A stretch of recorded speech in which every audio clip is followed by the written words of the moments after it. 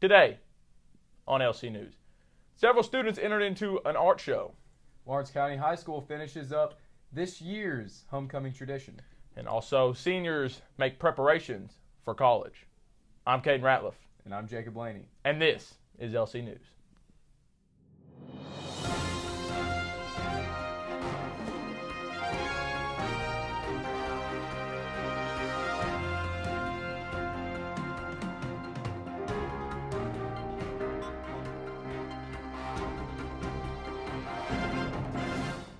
Several students in Ms. Schutzberg's art class are participating in a local art show hosted by the Painted Cow Gallery.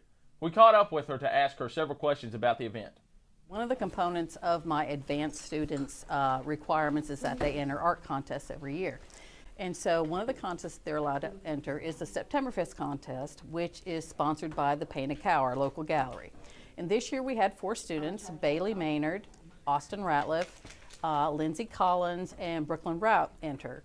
We asked several of the students about their experience in the art show, as well as how their pieces turned out. Here's what they had to say. Well, this year Ms. Schutzberg asked all the art kids to enter in to help out our local artists and just to show off our skills that we've learned. And there was a few others that had applied and sent in their art pieces, and I was honored to receive the $50. When Ms. Schutzberg introduced us to the art show, I was planning on trying out digital art, and it was my second finished digital art piece that I've ever done, and I got second place. I did an Indian girl based on my Indian heritage. My piece was basically a log cabin in the Appalachian Mountains, and it won 3rd place. But overall, my experience with the Painted Cow Art Gallery and the whole Septemberfest art contest, it was a great experience, and I would definitely do it again. We talked to Melissa Fowler at the Painted Cow Art Gallery and asked her about this event. Well, these are the Septemberfest art contest entries and winners. We asked some of our local artists that we actually display in here to recreate children's pieces, and then we auction off the adult artist piece. Last year we raised over $600 for Rise Above Hunger charity, which is part of the Rise Above movement. Last year we did a silent auction where people came around and bid. This year we're actually doing a live auction with an auctioneer, so hoping to get a bit lively. And it's going to be here at the art gallery / coffee shop on a Saturday, November 11th. I believe the auction starts at 10:30. Last year we had a couple parents that bought their kids, piece. So everybody enjoyed it. It was great. It was a great turnout. We enjoyed doing it and look forward to seeing how it goes this year. We want to raise more than $600 this time. We would like to congratulate all the students that entered the art contest. Now it's time for this edition of World News, where students can voice their opinions on current events. Here's Jason O'Daniel with the full story. We asked students what they thought about players kneeling in the NFL. Well, I think, they're well within the rights to do that. I don't think, Trump can really do anything about it. I don't think they can be fired for it. But at the same time, it's extremely disrespectful to both the flag and the men who have fought for it. And it's fair to note the only reason they can choose not to stand for the pledge is because of the country that they're in. If you were in some other country like Saudi Arabia, for instance, and you chose not to stand for their pledge, then you would get beheaded, for instance. It may socially be acceptable, but morally, I truly believe it's wrong. So many men, and even women, have gave up their lives, their time, their passion, so that the flag could fly. And that the fact that they just want to kneel for attention, it's very disrespectful. I feel as though it is their right to kneel. Personally, I do not agree with it, but if they choose to do so, it is no bother to me. I personally feel, that that's very disrespectful, and me, myself, I will always stand, I would never kneel, even in that position, but that is their right, you kneel, stand, whatever, that is their right. And again, I think it's disrespectful, but that's, that's not me, that's them.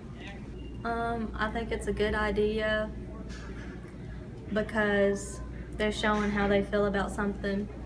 I feel that they should do it if they want to. It's up to them. The second question we asked students was what they thought about the president's response to the hurricane.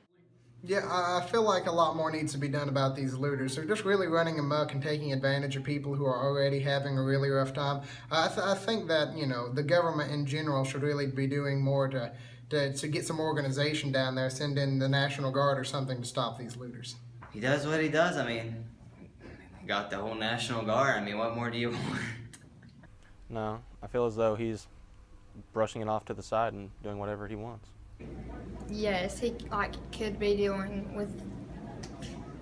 I just feel like to the countries who have been affected by this, and even this places in the United States who have been affected by hurricanes, earthquakes, and whatever other natural disaster, have not gotten enough aid. And there's a time and place that we are the bubble. Like, we are made up of everyone, and we need to help everyone, not just us.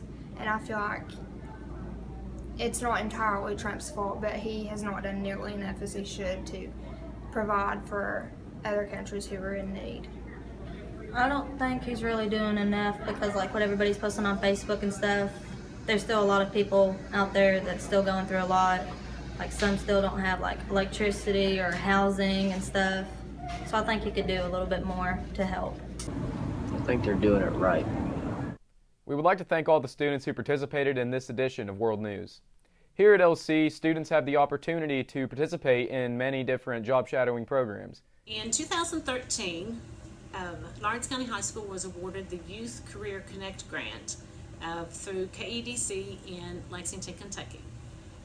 So this is the 4th year of our grant, and this is the last year of our grant. So several of our students have been in the grant since their freshman year, and they have had the opportunity to job shadow. The students have shadowed as few as 10 hours and as many as 50 plus hours. Any place that there was a willing physician, our students have had the great opportunity in order to job shadow.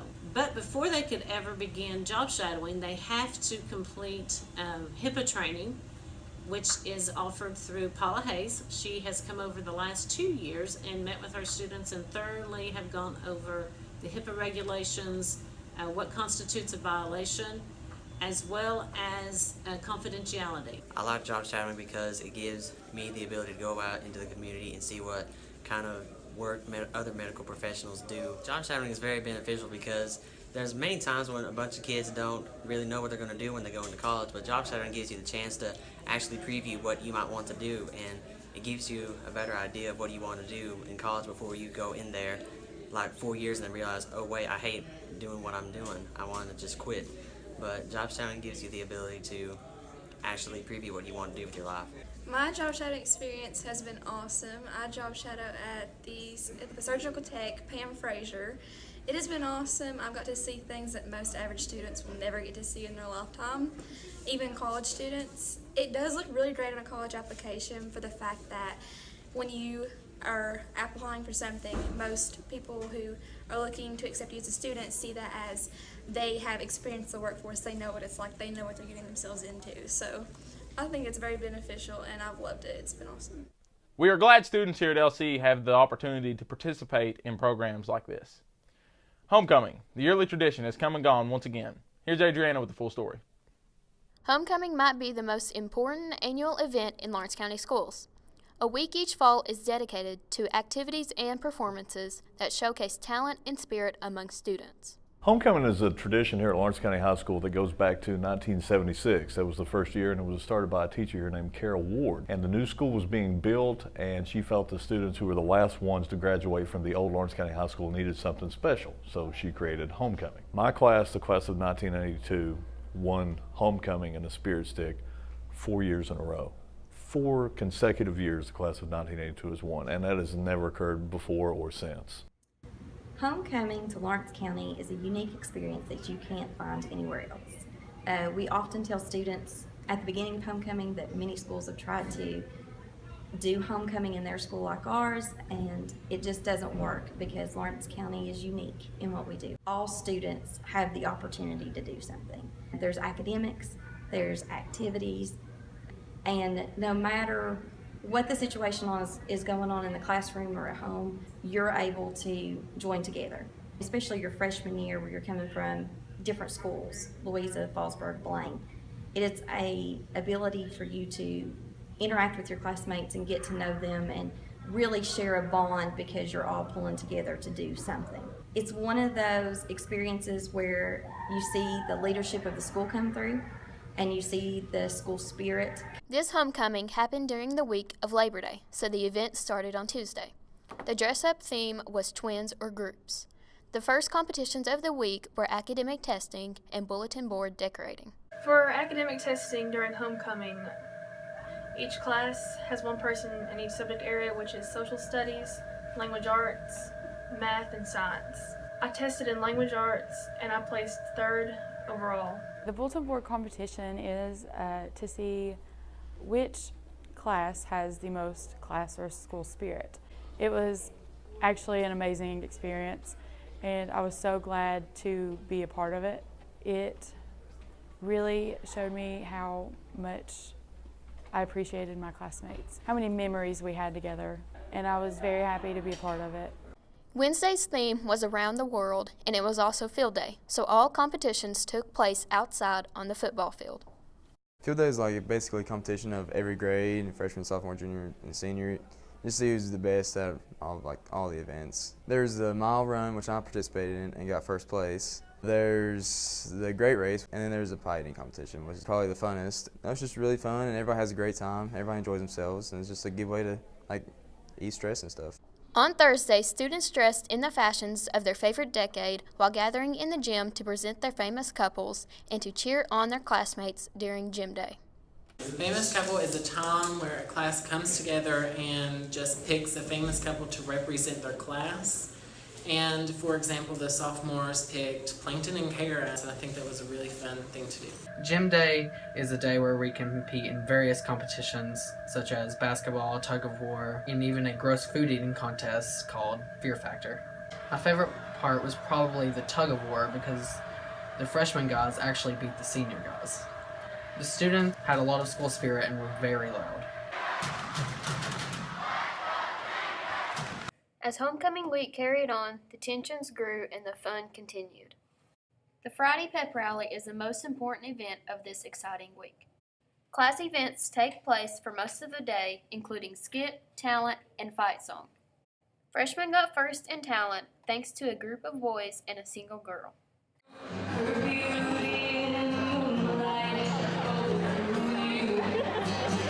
It was fantastic. I loved it. I love singing. I love playing music. The boys did absolutely fantastic. Sophomores got first in skit by acting out an actual skit practice. We worked really hard on our skit, so we didn't really deserve to win the skit, but we worked really hard to do it, so we were kind of surprised that we won this year like we did last year. Juniors and seniors had a long, hard battle as they both had their hearts set on the win. Seniors pulled through with the overall victory. Second place goes to the juniors.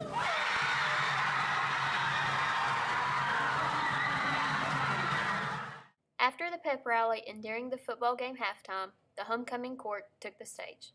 This year's homecoming court candidates were Madison Cassell, Anna Grayson, Addison Crum, Jill Adams, Victoria Clevenger, Leah Deo, Cassidy Cyrus, Chandra Belcher, Jessica Ramey, Shelby Skeens, and Haley Basden. And now, the moment we've all been waiting for.